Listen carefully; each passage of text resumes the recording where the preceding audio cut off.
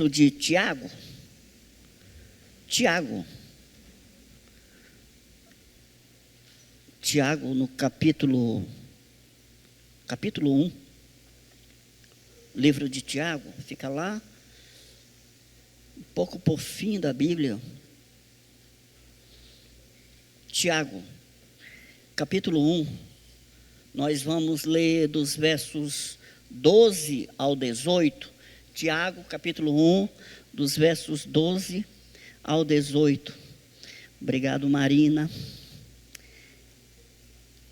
Enquanto você abre sua Bíblia, eu queria falar com você um pouco sobre o livro de Tiago. Um tempo atrás, minha esposa falou para mim assim: tu já leu o livro de Tiago? Eu estou lendo e é um livro tão bom. E eu comecei a ler. E o livro de Tiago é um livro que fala de coisas práticas. São 5 capítulos apenas.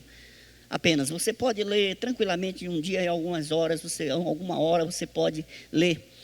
E é um livro que ele fala, é uma carta que ela fala sobre coisas bastante práticas do dia a dia. Ela não tem uma profundidade teológica, mas fala do nosso dia a dia, daquilo que acontece. Essa carta ela foi escrita por Tiago. Tiago é o meio-irmão de Jesus, que converte após a morte de Jesus. Então ele presenciou, ele é uma testemunha ocular de Jesus. E ele se tornou um grande líder da igreja primitiva, o Tiago.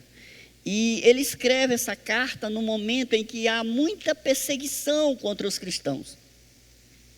Há muita perseguição, então ele está endereçando essa carta, falando, ele não está trazendo tanto conforto, mas ele está desafiando os irmãos a perseverarem na fé, a ter uma fé genuína, a viver a palavra de Deus. Ele está falando nesse sentido, porque a perseguição era muito grande. Naquele tempo, os crentes, os novos crentes, eles declaravam a fé deles do rei Jesus. Então, eles confrontavam a figura do rei natural. Por exemplo, do imperador César, do próprio Herodes. Então, eles desafiavam. Então, eles eram tidos no meio dos pagãos, daquele povo, como um povo desordeiro, porque não aceitavam o governo daqueles reis, que geralmente eram tiranos. Então, por isso, eles sofriam perseguição. Quando acontecia alguma coisa errada, eles culpavam os cristãos por aquilo que estava acontecendo. Então, muitos morreram, muitos perderam a vida, lógico, por causa da perseguição. Então, Tiago, ele está escrevendo para esses judeus, para esse povo que está disperso ali, mas que está sofrendo muita perseguição. Então, Tiago, capítulo 1, do verso 12, diz assim: bem-aventurado o homem que suporta com perseverança a provação, porque depois de ser aprovado, receberá a coroa da vida, a qual o Senhor prometeu aos que o amam.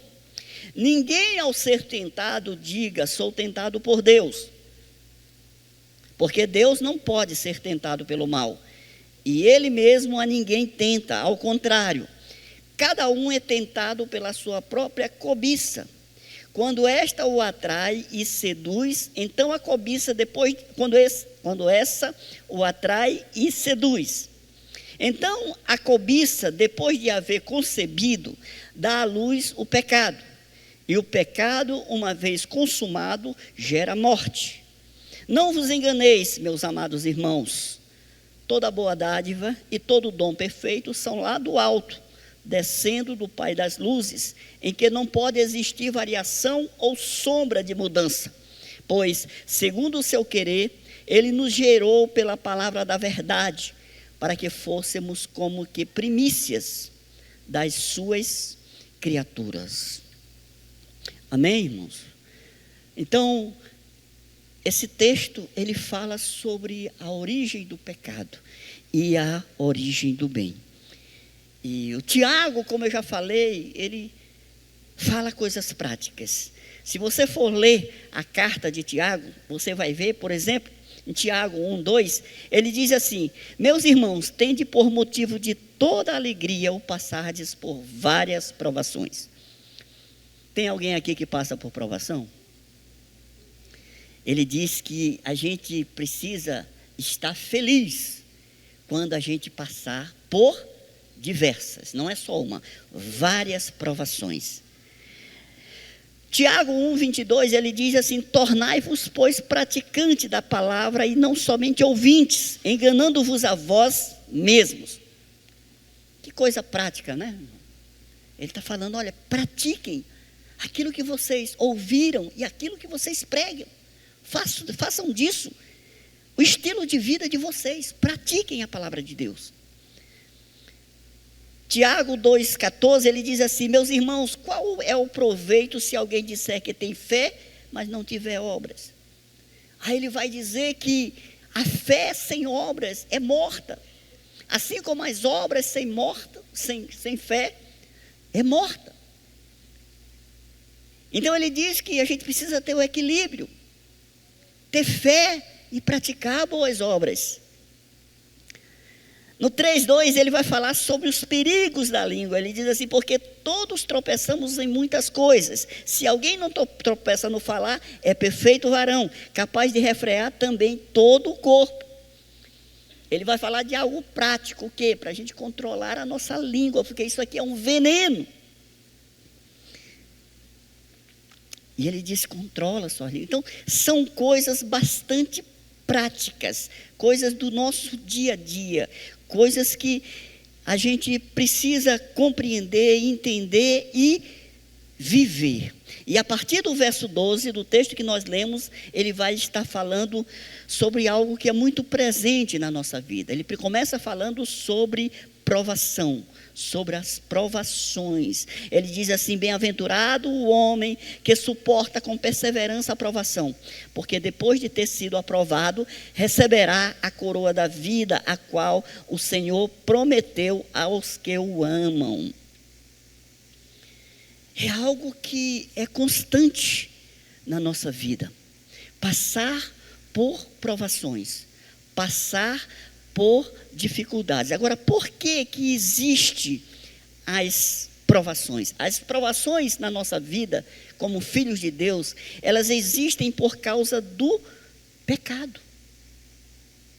Nós precisamos ser corrigidos no nosso caminhar, porque um dia nós fomos contaminados pelo pecado, lá no Jardim do Éden, e a partir de então a gente precisa ser sempre trabalhado, a gente precisa ser sempre retocado nessa questão do pecado.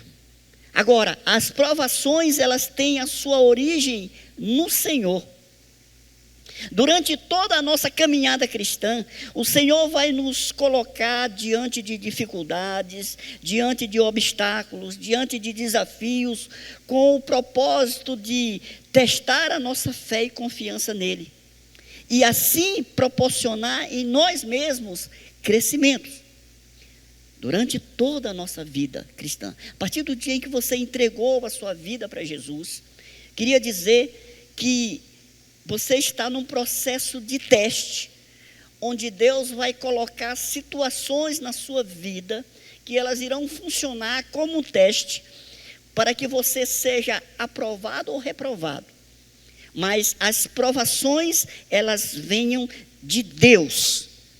Elas têm sua origem no Senhor. E elas têm um propósito. Qual é o propósito? Proporcionar crescimento. Crescimento a todos nós. Quem já ouviu falar na expressão couro grosso? Ah, fulano de tal tem um couro grosso. É porque ele é resistente. Ele é perseverante. Ele já passou por grandes provações na sua vida. E isso, de alguma forma, gerou nele crescimento. Aumentou a confiança dele em Deus. Agora, irmãos, uma palavra dessa, provavelmente o seu pastor, o seu líder de célula, o seu supervisor, se ele pegar o seu rebanho e ele disser assim: vamos estudar o livro de Tiago, e ele for fazer isso à luz da palavra, ele não vai ter muito quórum. não vai ter muita gente interessada, porque a carta de Tiago, ela vai falar da prática, ela não vai falar de coisas açucaradas, ela vai confrontar a nossa fé. E esse Jesus da carta de Tiago, ele não é o Jesus da televisão. Provavelmente você não vai ouvir essa mensagem genuína em um programa de televisão, você não vai ouvir um coach falando disso, porque essa palavra é uma palavra de confronto. Enquanto o Jesus da televisão, ele projeta o homem, essa palavra aqui, ela mostra Jesus, a sua missão e aquilo que ele deixou para nós. O evangelho do reino, para que nós vivamos. E não é algo fácil de ser vivido. O evangelho para o Filho de Deus, para o crente, ele precisa nos trazer uma vida de renúncia. Uma vida muitas vezes de dor, uma vida muitas vezes de sofrimento. Jesus não nos prometeu uma vida fácil. O Jesus da Bíblia não é o Jesus da televisão. Não é o Jesus que traz a água de açúcar, Jesus que traz tudo resolvido para você. As pessoas hoje buscam atalhos para evitar sofrimentos. As pessoas hoje estão atrás de algo fácil, algo que vai dizer que ela vai ter sucesso, que ela vai ser ser bem-aventurada naquilo que ela está fazendo, que ela vai receber, que ela vai ter, que ela vai... Não é isso. As pessoas querem hoje, tipo um amuleto de proteção, para não passar pelo sofrimento e pela dor. Eu queria dizer para você que o meu Deus, o seu Deus, o Deus da Bíblia, ele nos mostra essa vida. Jesus nos mostra um evangelho de dificuldades. Jesus nos mostra um evangelho de desafios, onde ele coloca diante de nós, muitas vezes, desafios, que a gente até imagina que a gente não vai passar, mas quando a gente entende que aquilo é uma prova de Deus, a gente busca forças nele, para que a gente possa passar, porque quando passarmos por aquilo, a gente vai sair fortalecido, e a gente vai ter ali um pouco de experiência. Talvez você que está aqui nessa manhã, você está vivendo isso hoje na sua vida. Existe uma provação muito grande na sua vida. Existe algo na sua vida que você procura o caminho e não acha. Mas se você é um filho de Deus, se você está consagrado a Deus, se você tem uma vida de oração, se você tem uma vida de intimidade com Deus, você vai entender que Deus está nesse negócio. E Deus está te preparando para algo melhor, algo maior. Então resista. Resista diante das pressões. Resista diante daquilo que está diante de você como uma prova. O evangelho não é uma receita de sucesso. O evangelho não é a estrutura que vai te enriquecer. O evangelho não é um passatempo. O evangelho é algo sério. É uma vida cheia de desafios. É um desafio muito grande a gente explicar para os novos convertidos, porque parece que quando alguém se converte, parece que o mundo cai sobre a cabeça dele, as coisas começam a acontecer, e muitas vezes a pessoa retrocede, porque não entende que Deus está trabalhando, Deus está mudando conceitos, Deus está tirando amizade, Deus está tirando relacionamentos que são complicados e que vão atrapalhar a tua vida cristã. Deus vai tirando tudo aquilo que está te atrapalhando, e muitas vezes a gente não entende esse processo, porque esse processo muitas vezes causa dor, mas Deus está nesse negócio. Amém, irmãos? Você crê que na sua aprovação o Senhor está diante de você, que o Senhor está ali? Então persevere. Persevere buscando nele a vontade dele, a solução para o dilema que você está vivendo, porque isso vai gerar crescimento. 1 Pedro, capítulo 1, versos 6 e 7, o texto vai dizer assim: nisso exultais, embora no presente, por breve tempo, se necessário. Sejais contristados por várias provações, para que, uma vez confirmado o valor da vossa fé, muito mais preciosa do que o ouro perecível, mesmo apurado por fogo, redunde em louvor, glória e honra na revelação de Jesus Cristo. O sofrimento, ele nos identifica com Cristo, porque Cristo teve uma vida de sofrimento e renúncia. A palavra vai dizer que ele não usou como usurpação ser igual a Deus. Antes ele se esvaziou, assumindo a forma de servo. Então Jesus teve uma vida de renúncia. Jesus teve uma vida de dificuldades. E por que que eu e você temos que ter uma vida de sol e água fresca? E isso nos faz felizes. Somos felizes porque estamos em fase de testes. Estamos na olaria de Deus. Estamos sendo trabalhados, aperfeiçoados. Deus está forjando o seu caráter, o caráter de Cristo em seus filhos. E isso é trabalhoso. Às vezes dói, mas é necessário. É para o nosso próprio bem. Somos perseverantes porque há um prêmio. E o versículo que nós lemos, ele diz que há uma coroa esperando aquele que persevera.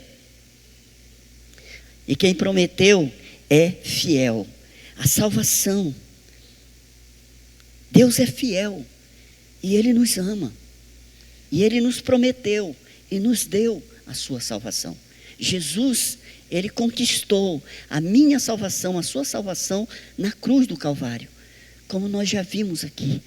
Então isso é prova do amor de Deus. Se você está na prova, alegre-se. Tiago está dizendo isso. Alegre-se na prova, porque Deus está presente. Você já viu aquela história daqueles estudantes que chegam no Enem atrasado e não podem entrar? O desespero, todo ano tem isso. Eu cheguei 1 minuto atrasado, 30 segundos atrasado, não entrei. Um ano todo de estudo, vai para o buraco. Acho que aqui tem alguém que já chegou atrasado no Enem, né? E não fez, né? Mas você não chegou atrasado no Enem de Deus. Você está dentro da sala de aula do Senhor, e lá Ele está trabalhando o seu caráter, Ele está trabalhando a sua vida, Ele está gerando crescimento espiritual em você, para que você resista a mais e mais provações. A provação, ela tem a origem em Deus.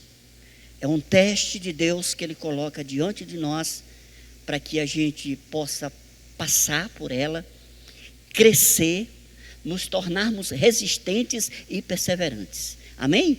Para que a gente possa receber, no final, a coroa, que é o prêmio para todo aquele que persevera. E, a seguida, ele começa a falar sobre a tentação. Versículo 13, 14 e 15. Ninguém, ao ser tentado, diga: sou tentado por Deus. Porque Deus não pode ser tentado pelo mal, e Ele mesmo a ninguém tenta. Ao contrário, cada um é tentado pela sua própria cobiça. Quando esta o atrai, seduz. Então a cobiça, depois de haver concebido, dá à luz o pecado. E o pecado, uma vez consumado, gera morte. A tentação, ela tem origem no diabo. O diabo é o tentador. Ele é o responsável pela tentação.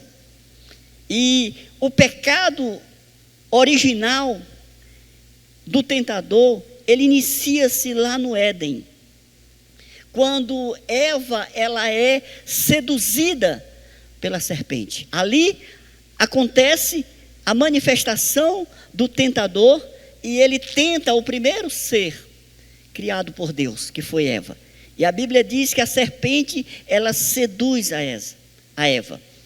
E aí o pecado, e esse pecado é o pecado da cobiça, que o texto está falando, ele tem início ali, porque Eva, ela olhou do fruto que Deus tinha proibido o seu marido de comer, ela desejou esse fruto, a serpente enganou, seduziu ela, falou que ela seria igual a Deus quando comesse, ela desejou, cobiçou ser igual a Deus, ela comeu do fruto, ela compartilhou com seu marido, e Adão e Eva sofreram as consequências da sua escolha. Foi uma sementinha que foi plantada no coração do ser humano. E depois de Adão e Eva, essa semente, ela ficou em meu coração e no seu coração.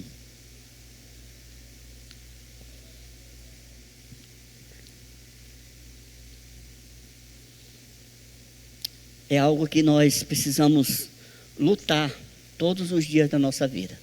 E Tiago, aqui no texto que nós lemos, versículo 14 ao 15, ele vai usar a metáfora de um parto. É uma concepção, a gestação e o nascimento. É mais ou menos isso que ele diz. Ao contrário, cada um é tentado na sua própria cobiça. Quando esta o atrai, o seduz. Então a cobiça, depois de haver concebido, dá à luz o pecado. E o pecado, uma vez consumado, gera morte. É um processo em que o pecado ele se instala na vida do crente. Ninguém desvia da noite para o dia, dormiu convertido, orou, se consagrou e amanheceu desviado. Isso não acontece. Nenhum casamento acaba do dia para a noite, ele vai sendo desgastado pelas circunstâncias, pelas coisas, e é um processo que vai acontecendo. Esse sempre vai ser o método. Esse vai sempre ser o método do pecado, principalmente aqui nós estamos falando do pecado da cobiça, ela se instalar no nosso coração. Há uma semente lá que ela precisa ser eliminada, ela não pode ser regada, porque se ela for regada, ela vai crescer e vai gerar frutos. Então todo pecado, um adultério, geralmente ele nasce de uma insatisfação, de uma falta de contentamento de um dos cônjuges. Não acontece da noite para o dia, mas a relação vai sendo desgastada. Um afastamento de um filho, de um pai, não acontece da noite para o dia, mas ele é o fruto de uma indiferença de um pai em relação ao filho, ou vice-versa. Aos poucos, os dois vão se afastando e vão esfriando o coração e a relação.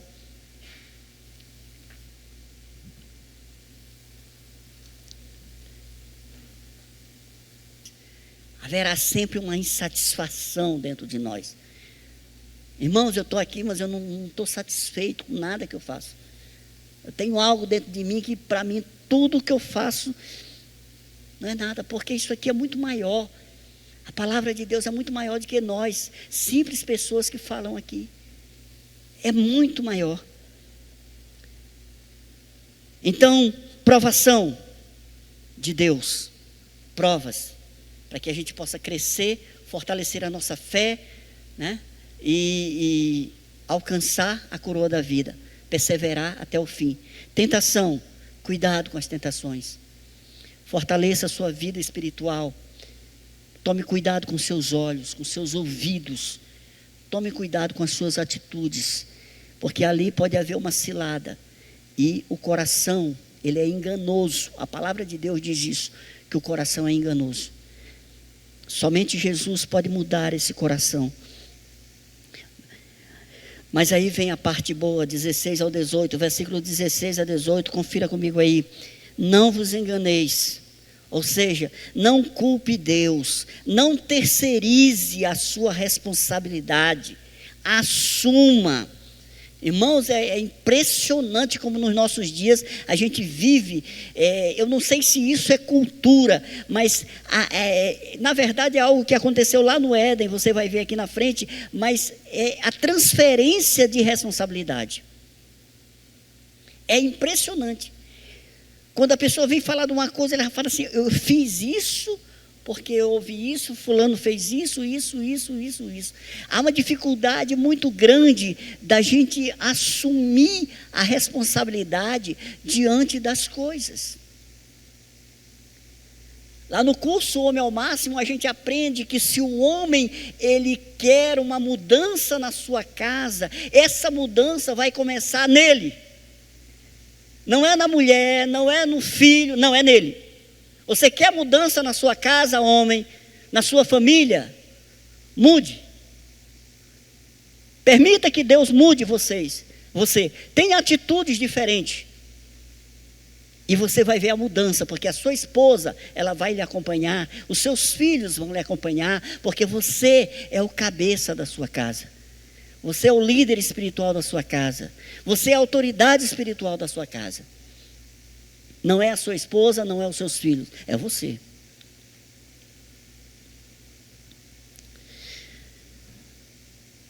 Versículo 16 ao 18. Não vos enganeis, meus amados irmãos, toda boa dádiva e todo dom perfeito são lá do alto, descendo do Pai das luzes, em quem não pode existir variação ou sombra de mudança, pois segundo o seu querer, Ele nos gerou pela palavra da verdade, para que fôssemos como que primícias das suas criaturas.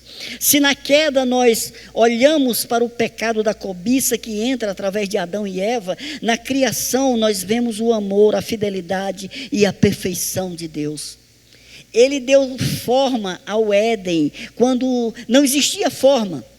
Ele disse, haja luz, e ele começou a criar todas as coisas. Ele gerou o ambiente para a criação mais importante dele. No sexto dia, ele criou o homem, como diz lá em Gênesis 1:26, façamos o homem à nossa imagem, conforme a nossa semelhança.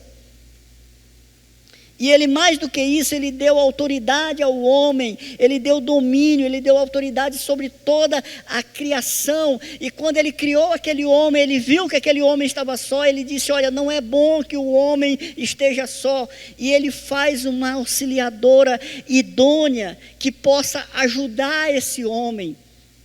Se você é casado e está ao lado da sua esposa, olhe para ela e diga assim, glória a Deus pela sua vida. Porque esse é o presente de Deus para a sua vida. Esse é o presente de Deus para a sua vida. É o melhor de Deus. É o seu cônjuge. Amém? Eu louvo a Deus porque Deus foi muito bondoso comigo. Não é que eu mereça, irmão. Não é que eu mereça, não. Mas Deus foi muito bom.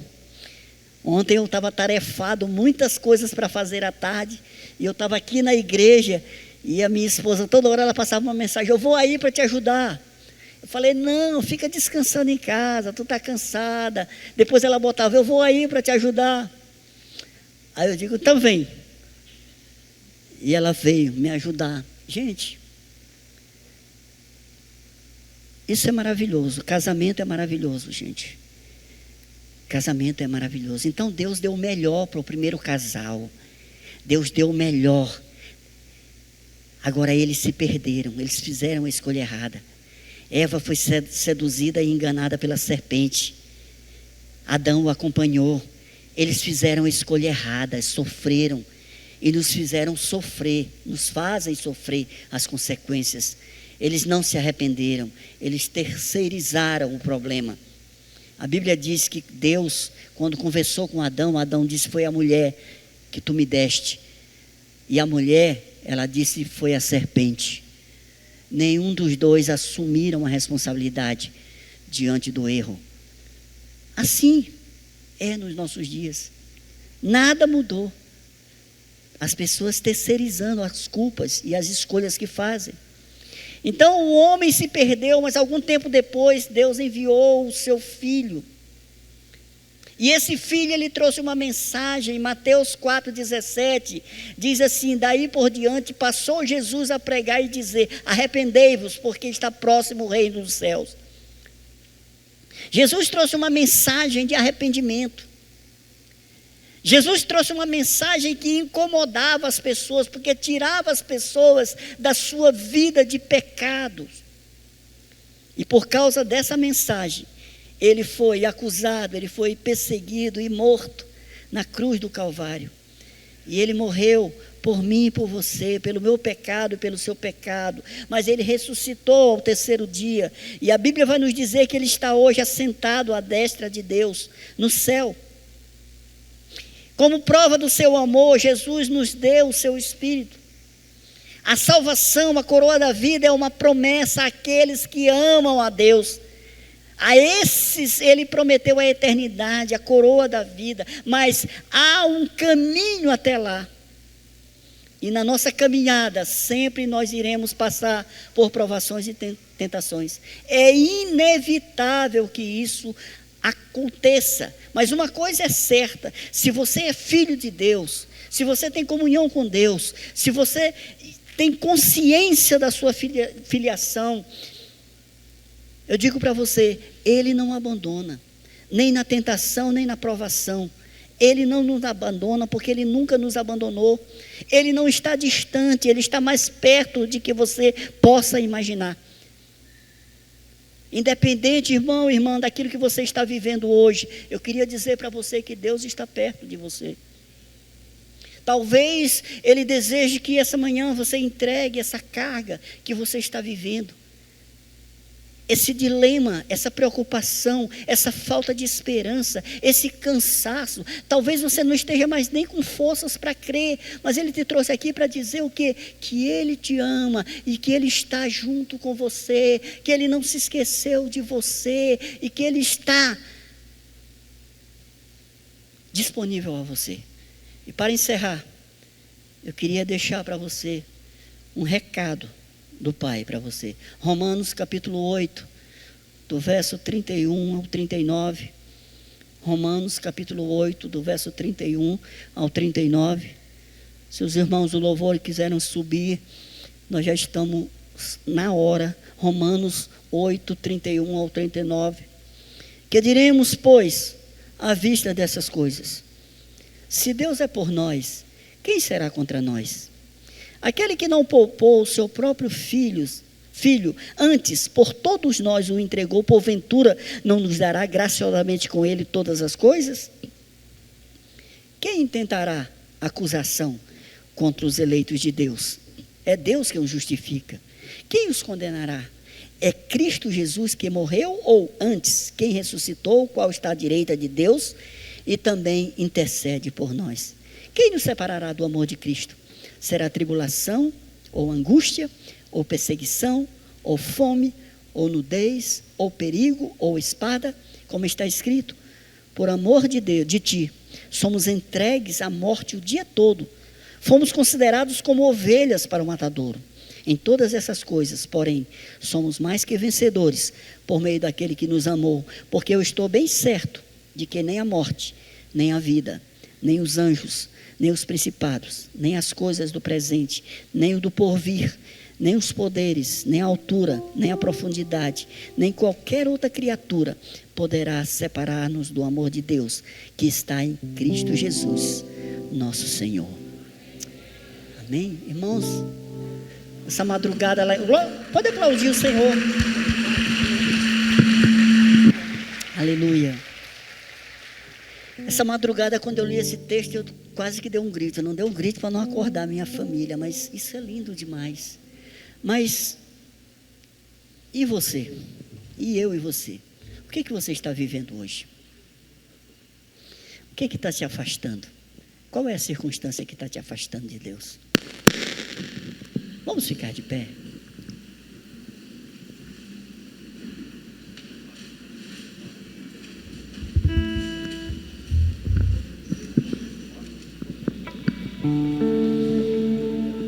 Qual é a tua luta, meu irmão, minha irmã?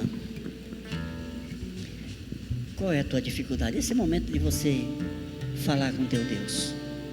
Deus já falou com você através da palavra.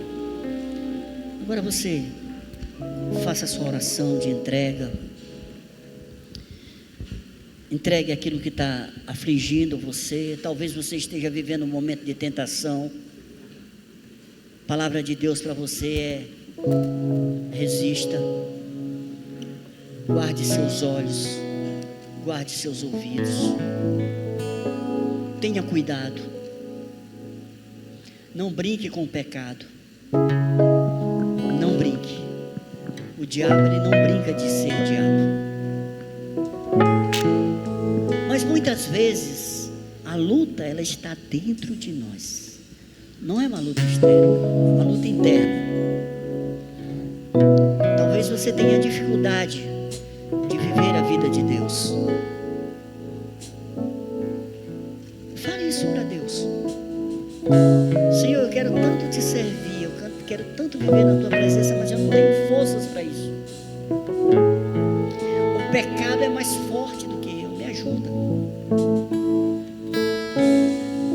Assim como a carta de Tiago fala de coisas práticas, o evangelho é prático.